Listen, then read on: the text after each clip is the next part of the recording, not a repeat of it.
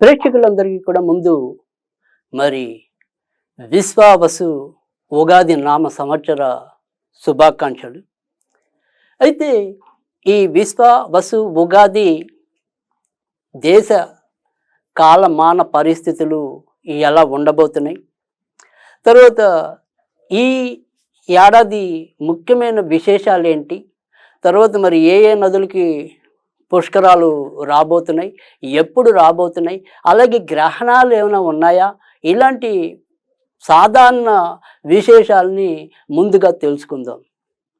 అయితే ఈ విశ్వావసు నామ సంవత్సరంలో మనకి ప్రారంభమే 6 గ్రహాల కూటమి ఒక విశిష్టతతో రానుంది. ఇది తదనంతరం మళ్ళీ ఇంచుమించుగా ఏప్రిల్ మధ్య వరకు కూడా పంచగ్రహ కూటమితో అలరారనుంది. ఇక ఇంతే కాకుండా ఈ సంవత్సరం అంతా కూడా అనేక రకాలైన విధానాల్లో అంటే కాంబినేషన్స్ అంటాం. అలాంటి కాంబినేషన్స్లో ఈసారి మనకి ఈ సంవత్సరం అంతా నిండి ఉంది.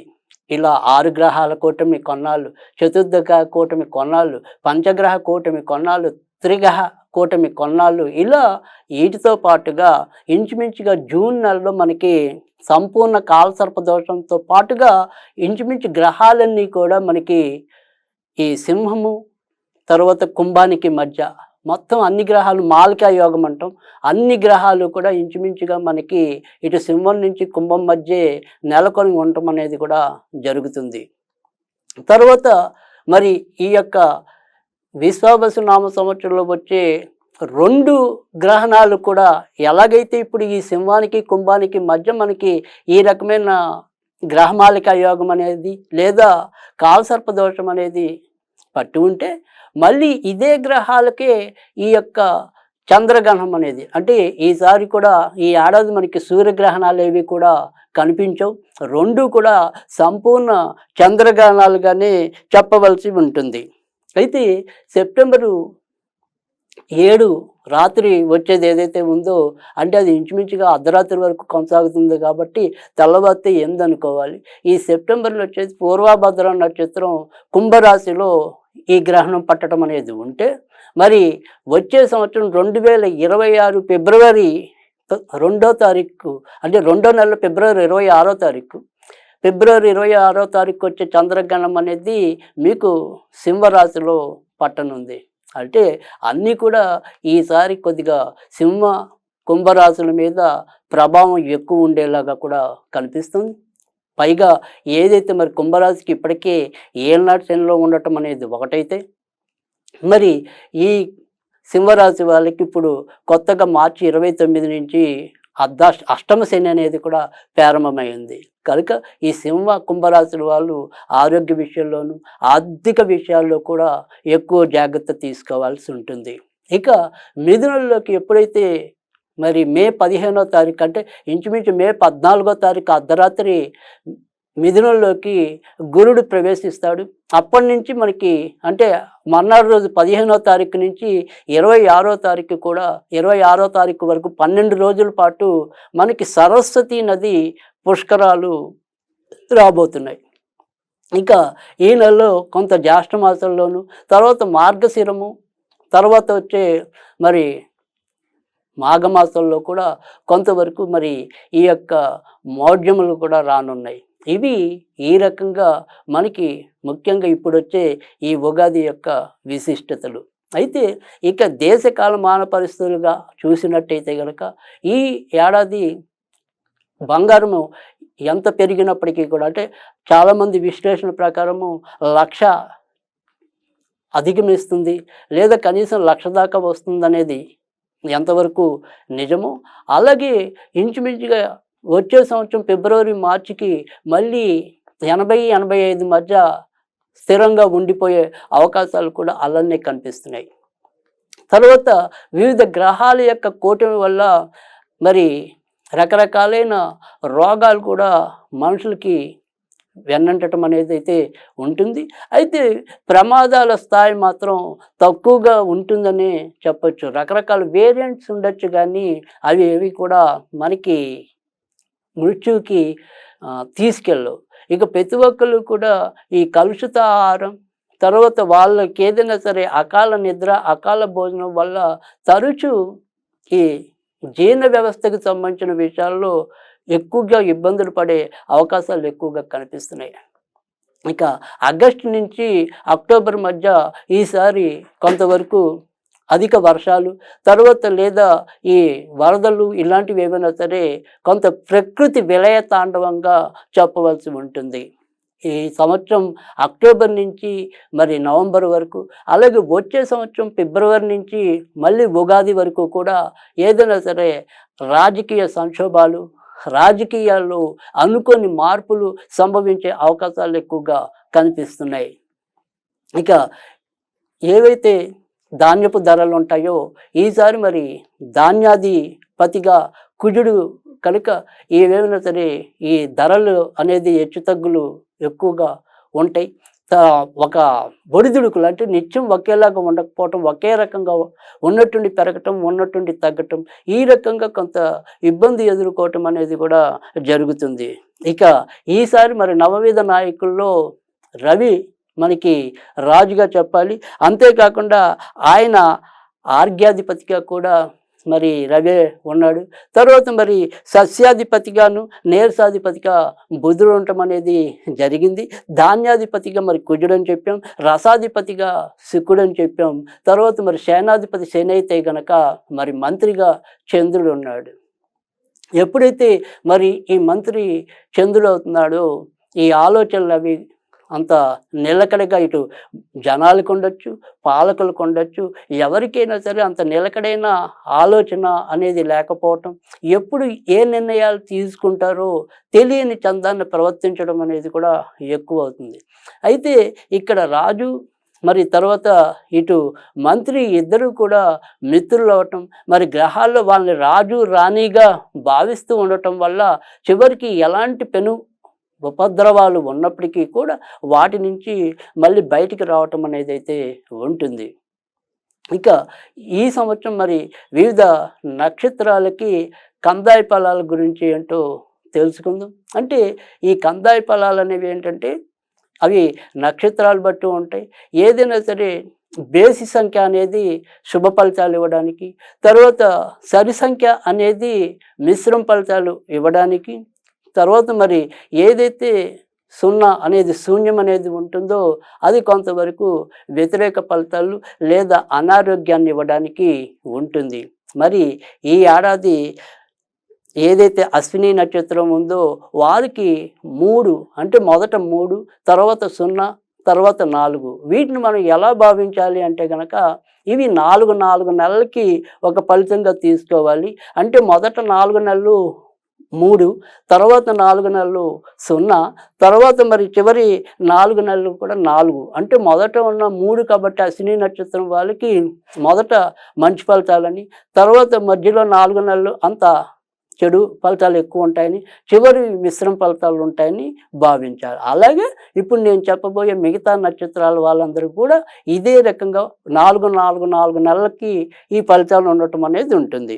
భరణి నక్షత్రం వారికి 6 మరి 1 ఉన్నాయి. తర్వాత మరి కృత్తిక నక్షత్రానికి 1, 2, 3గా ఉన్నాయి. తర్వాత రోహిణి నక్షత్రం వారికి 4, 0, 0గా ఉన్నాయి. తర్వాత మరి మూసర నక్షత్రానికి 7, 1, 2గా ఉన్నాయి. తర్వాత మరి ఆరుద్ర నక్షత్రానికి 2, 2, 4లా ఉన్నాయి. తర్వాత మరి పునర్వసు నక్షత్రానికి 5, 0, 1.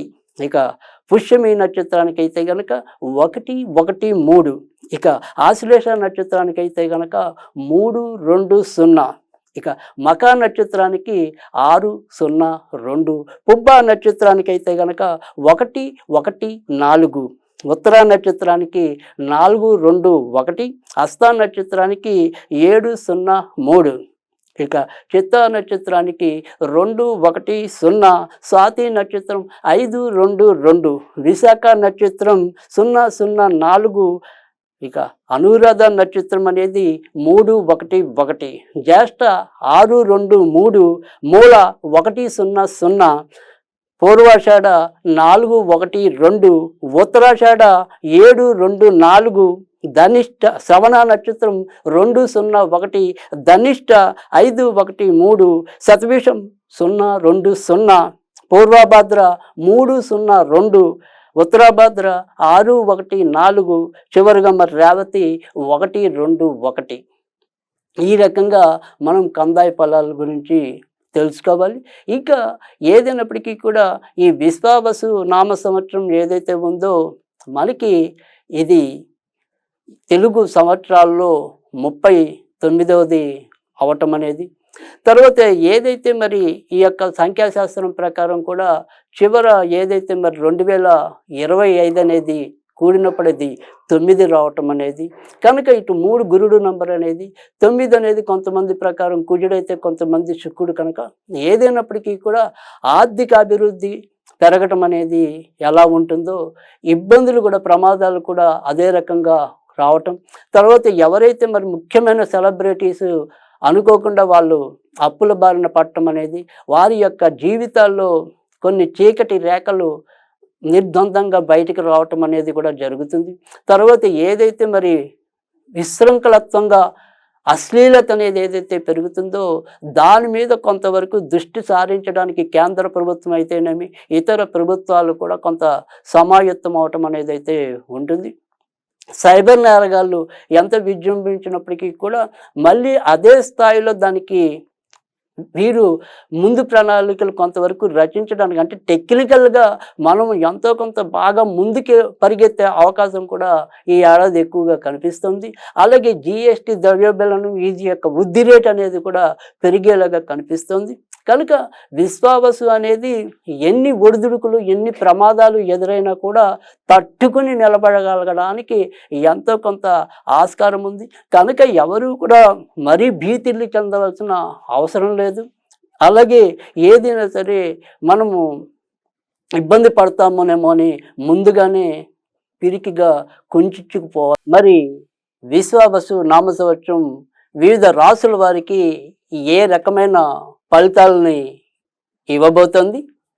మరి ఈ వివిధ గ్రహాల కూటమి ఏదైతే మరి షష్టగ్రహ కూటమి కావచ్చు, పంచగ్రహ కూటమి కావచ్చు, అలాగే ఆకస్మికంగా ఏర్పడే వివిధ గ్రహాల దృష్టులు, అంటే శని కుజుల యొక్క సమసప్తక దృష్టి, మరి రవిశనుల సమసప్తక దృష్టి, ఇలాంటివి ఎన్నో కూడా రూపుదిద్దుకుంటున్న ఈ సంవత్సరంలో మరి ఎవరు ఎలాంటి ఇబ్బందులు పడతారు, ఎవరు ఎలాంటి ప్రయోజనాలని పొందగలుగుతారు అవి తెలుసుకుందాం. కుంభరాశి వారు ఈ ఏడాది మరి వీరికి ఆదాయం 8, 14 వ్యయం అనేది.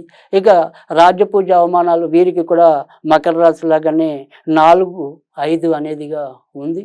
అయితే ఏదైనప్పటికీ కూడా మరి కుంభరాశి సింహరాశి మధ్య మనం కాలసర్ప యోగం అని చెప్పాం, లేదా దోషం అని చెప్పాం. తర్వాత మరి గ్రహమాలిక యోగం అని చెప్పాం.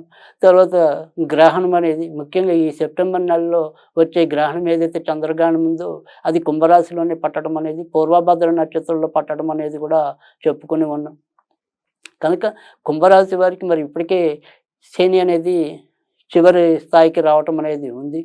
కనుక ఏదైనప్పటికీ కూడా మన ఈ విడిగా ఈ జాతకాలు చెప్పేప్పుడు అనుభవాన్ని కనుక పరిశీలించినట్టయితే, లేదా ఎక్కువ మంది మన ఈ పండితులు చెప్పే మాట ప్రకారం మొదట 2.5 ఏళ్ళు ఎవరికైతే సుఖపడుతుందో చివరి 2.5 ఏళ్ళు ఇబ్బంది పెట్టడం అనేది, అలాగే చివర 2.5 ఏళ్ళు సుఖపెడితే మొదట్లో ఇబ్బంది పెట్టడం అనేది.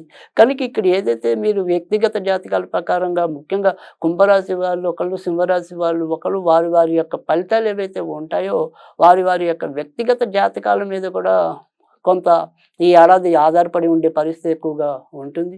ఎందుకంటే ఏదైనా సరే ఆకస్మిక సంఘటనలు చోటు చేసుకోవటం, ఆకస్మిక నష్టాలు చోటు చేసుకోవటం, తర్వాత అనుకోని ఏమైనా సరే నిందలు, తర్వాత కేసుల్లో ఇరుక్కోవటం, ఇలాంటివి వీళ్ళకి ఎక్కువగా ఉండే పరిస్థితి ఉంటుంది. అయితే ఇవన్నీ కూడా ఎప్పుడు అంటే వారి వారి యొక్క వ్యక్తిగత జాతకం కూడా మరింత బలహీనమైనప్పుడు మాత్రమే మనం చెప్పవలసి ఉంటుంది తప్ప, లేదు చెప్తే ఒక్కోసారి అది తొందరపాటుగా అవుతుంది. కనుక ఏదైనప్పటికీ కూడా మనకి ఆ రకమైన పరిశీలన అనేది ఉండదు. కాబట్టి ఉన్నంతలో మీ జాగ్రత్త మీరు తీసుకోండి అనేది చెప్పడానికి మేము ఉండటం అనేది ఉంటుంది. కనుక కొంతవరకు ఈ కుంభరాశి వారు కొంత జాగ్రత్త తీసుకోవాల్సిన అవసరం అయితే కనిపిస్తుంది. తర్వాత ఏదైనా సరే ఈ బాత్రూంలోకి వాటికి వెళ్ళేప్పుడు ఏమైనా వాహనాలు నడిపేప్పుడు కూడా ఒక్కోసారి ఒక 2, 3 నెలలు టెంపరరీగా ఏదైనా బెడ్ రెస్ట్ అయ్యే పరిస్థితి కూడా ఎక్కువ ఉంటుంది. ఇక మిగతా విషయాల్లోకొస్తే ఆర్థికంగా మాత్రం క్రమంగా నెమ్మదిగా కొంత అనుకూలమైన మార్పులు రావటం అనేది. తర్వాత ఏదైతే మన అప్పులు ఉంటే గనక ఆ అప్పుల బారి నుంచి కూడా కొంత ఉపశమనం లభించడం అనేది. తర్వాత ఇప్పటికీ ఏదైనా సరే మనం ఇల్లులు గానీ, భూములు గానీ ఇలాంటివి ఏమైనా సరే అమ్మకానికి పెట్టి ఉంటే గనక, అమ్మకాలు అవ్వకుండా ఉంటే గనక ఈ ఏడాది వాటికి కొంతవరకు ఒక పరిష్కారం లభించడం అనేది. అలా ఆర్థిక వ్యవహారాల విషయంలో మాత్రం కొంత ఉపశమనం రావడానికైతే ఉంటుంది. వ్యక్తిగత ఆరోగ్యము, తర్వాత మరి ఏదైనా సరే నడవడిక ఇలాంటి వాటిల్లో మాత్రం కొంతవరకు జాగ్రత్త తీసుకోవాల్సిన పరిస్థితి కనిపిస్తుంది. ఈ ఏడాది వీరు సాధ్యమైనంత వరకు కూడా నరసింహస్వామికి సంబంధించిన పూజలు చేసుకోవటం అనేది ఉత్తమం.